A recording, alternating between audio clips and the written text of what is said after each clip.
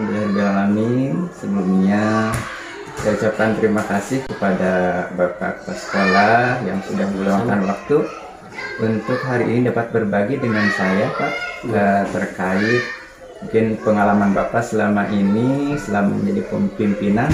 Tentu banyak tantangan, Pak, yang dihadapi, termasuk salah satunya terkait pengambilan keputusan. Ini sering dihadapi oleh seorang pemimpin, ya Pak, ya? Pak. Jelas itu suatu tantangan yang harus dihadapi secara profesional. Ya, terkait pengambilan keputusan nih Pak, kan kadang dihadapkan pada dua pilihan. Yang pertama bisa benar atau salah, itu tentu lebih mudah untuk mengidentifikasinya. Yang itu disebut kita istilahkan dengan rujukan moral. Kemudian tapi kadang ada yang lebih kompleks, Pak, yang kita dihadapkan memang secara moral dua-duanya benar. Dilema. Tapi kita harus memilih salah satu gitu ya. Nah, itu yang kita istilahkan dengan dilema etika.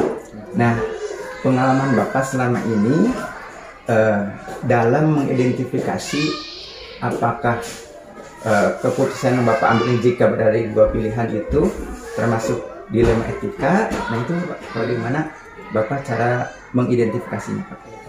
Selama ini yang sudah dilakukan oleh sekolah, khususnya oleh pimpinan, tentunya merujuk kepada aturan yang berlaku, tentunya merujuk kepada kedisiplinan yang ada sesuai dengan regulasi yang ada di pemerintah kita, di Distrik Kota Bandung utamanya, umumnya di Kemendikbudristek Indonesia dalam konteks dunia pendidikan.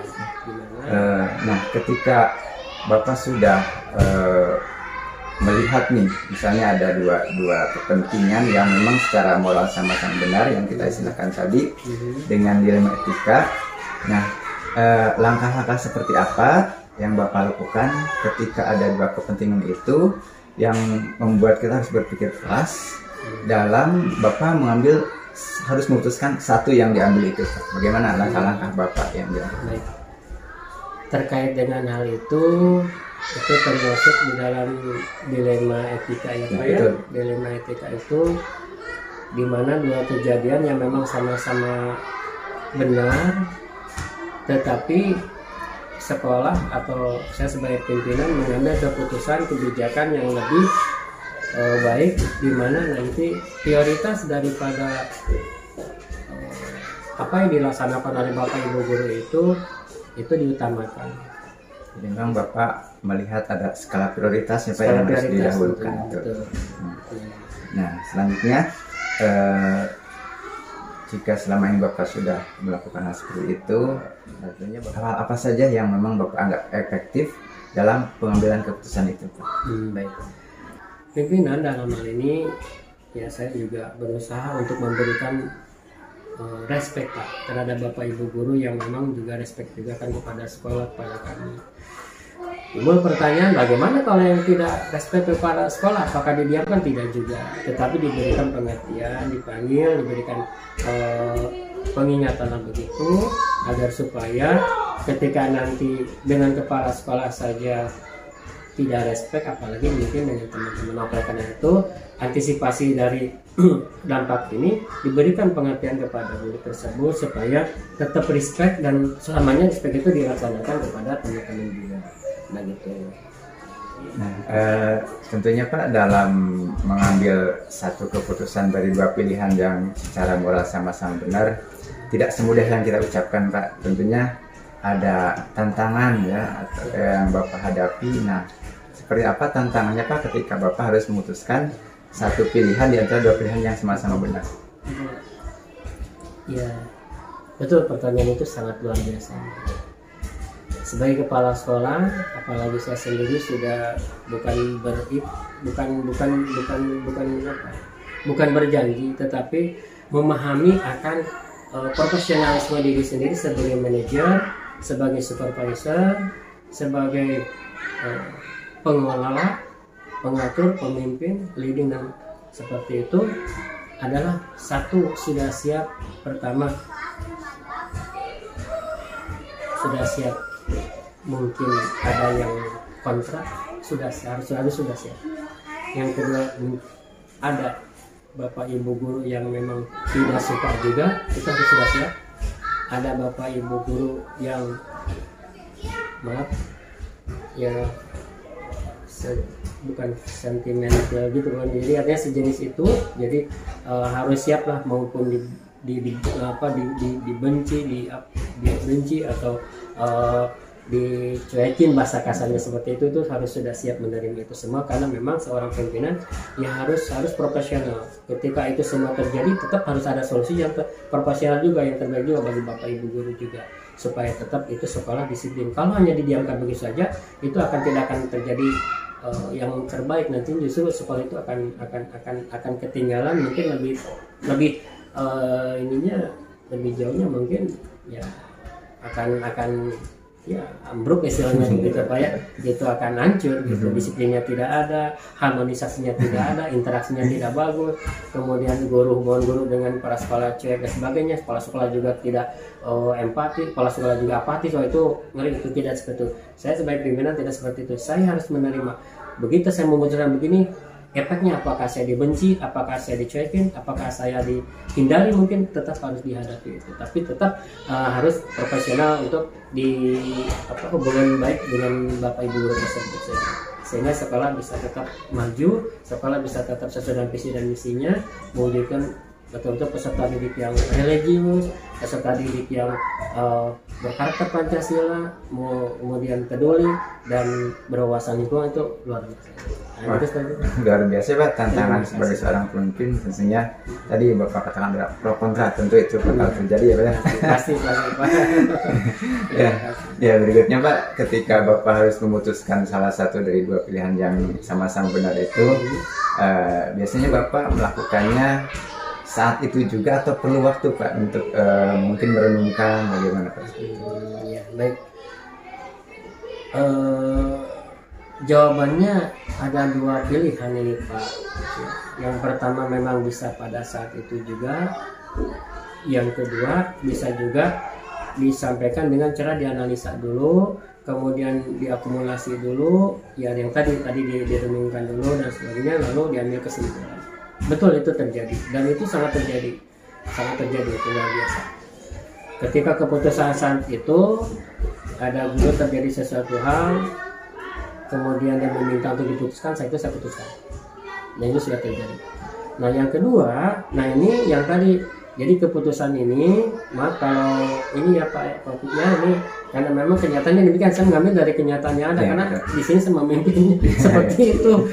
Jadi yang saya rasakan sekarang setelah saya coba analisa dari semua kejadian, dari semua hal yang terjadi di sekolah, baik itu dari media elektronik, baik itu dari penglihatan CCTV, maaf misalkan seperti itu, maupun langsung interaksi langsung ke lapangan, walaupun tidak sengaja diperlihatkan dengan saya melakukan satu monitnya atau monitoring dan evaluasinya, tetapi di situ ada nilai-nilai itu baru diambil kesimpulan. Jadi istilah dulu mah premis ya, premis 1, premis 2, premis 3, biasanya baru disimpulkan, dan kesimpulannya adalah gitu. Ketika memang orang itu tidak sesuai dengan ekspektasi pimpinan, artinya sesuai dengan regulasi sekolah, gitu, maka akan diputuskan untuk entah itu misalkan contoh ya Pak, misalkan apakah mungkin ada sedikit misalkan reward dari kepala sekolah ditahan, nah bisa seperti itu.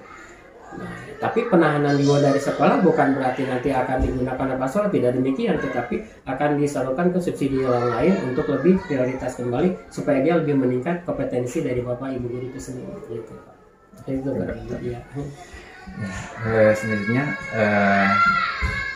bagaimana faktor-faktor yang membantu Bapak nih untuk mempermudah pengambilan keputusan dilema TK ini Pak?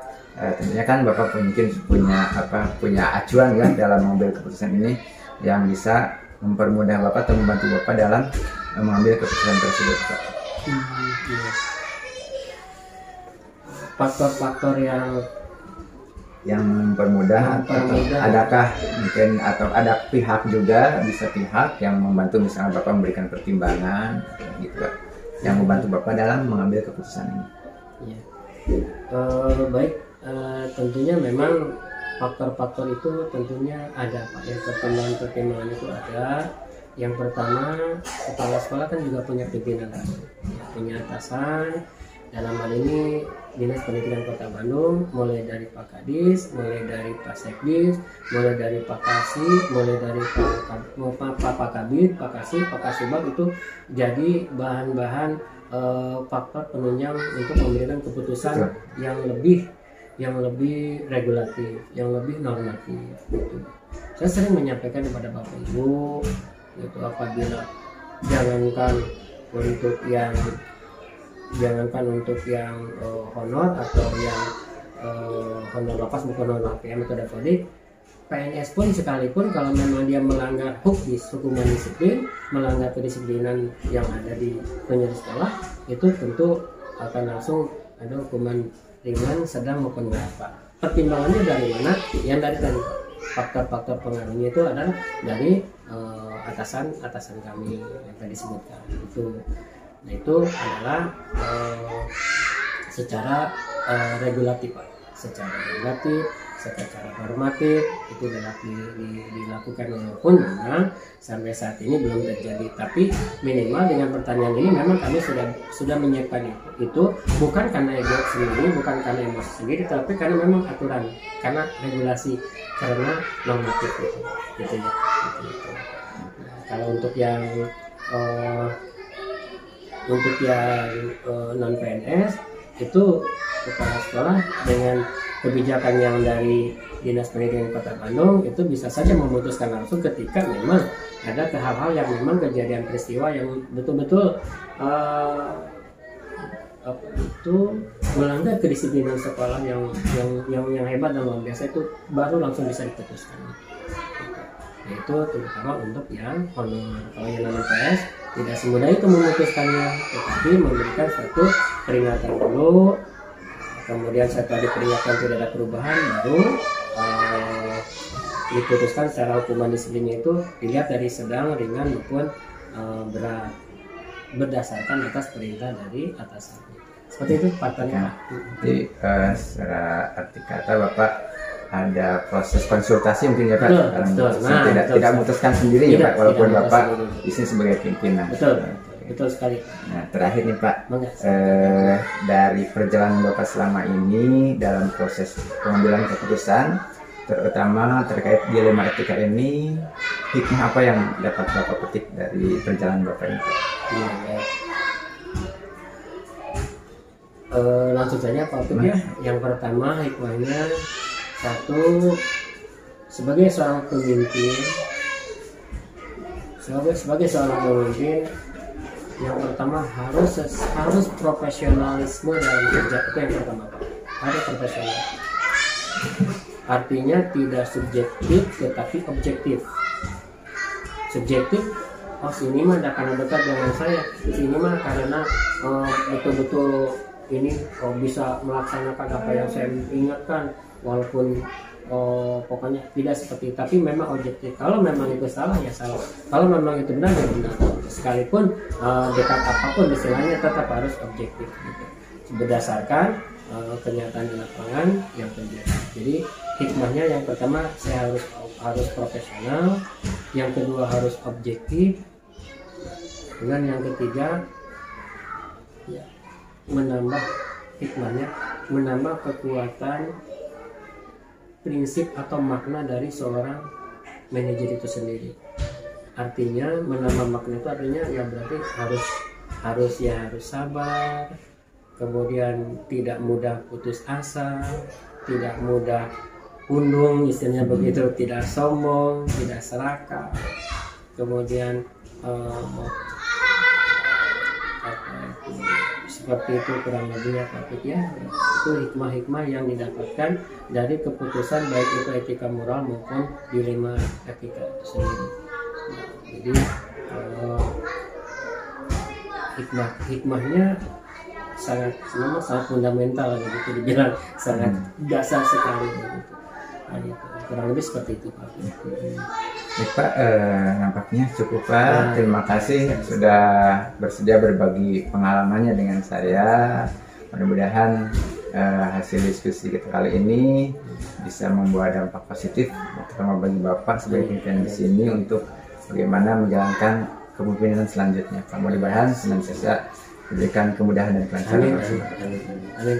Turun Pak. Sami-sami Pak, mudah-mudahan intinya mudah-mudahan memberikan solusi yang terbaik ya dari semua permasalahan supaya lebih dewasa lagi, lebih lebih sesuai dengan visi misi, istilah kerennya mah sesuai dengan harapan kita semua, ekspektasi kita semua.